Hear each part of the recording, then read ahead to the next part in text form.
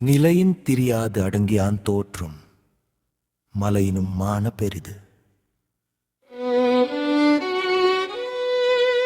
தன் நேர்மையான வழியிலிருந்து மாறாமல் அடக்கத்துடன் வாழ்பவனின் உயர்து.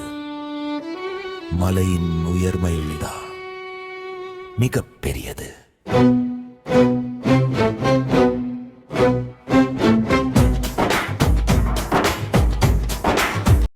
ஒரு அழகான காலை நேரம். பச்சை மரங்கள் சூழ்ந்த ஒரு அமைதியான ஆற்றங்கரை. அந்த இடத்தில் ஒரு ஏழை மரவெட்டி தினமும் போல இன்று கூட வேலை செய்து கொண்டிருந்தான். அவன் அதிகம் பேசாதவன், தன் உழைப்பை மட்டுமே நம்பி வாழும் மனிதன். மரங்களை வெட்டி அதிலிருந்து கிடைக்கும் சிறிய வருமானத்திலேயே தன் வாழ்க்கையை நடத்தி கொண்டிருந்தான். அன்று மரம் வெட்டி கொண்டிருக்கும்போது ஒரு சிறிய தவறு நடந்தது. அவனுடைய பழைய இரும்பு கோடாரி திடீரென்று அவன் கையிலிருந்து வழுக்கி ஆற்றில் விழுந்துவிட்டது.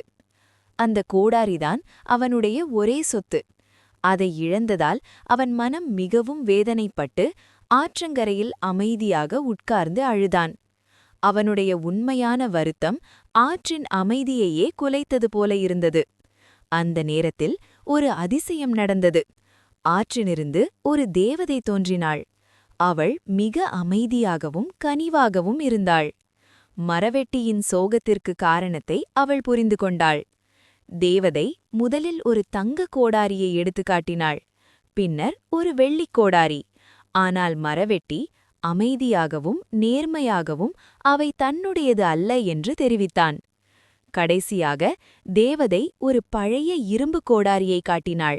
அதை பார்த்தவுடன் மரவெட்டியின் முகத்தில் மகிழ்ச்சி மலர்ந்தது. அதுதான் அவனுடைய கோடாரி. அவனுடைய உண்மையையும் நேர்மையையும் பார்த்த தேவதை மிகவும் மகிழ்ந்தாள். அவனுக்கு பரிசாக 3 கோடாரிகளையும் வழங்கினாள். கோடாரியை பெற்றுக்கொண்ட அந்த விறகு வெட்டி மிகவும் மகிழ்ச்சியாக தன் வீடு நோக்கி திரும்பினான். இது அவனது நேர்மைக்கு கிடைத்த பரிசு.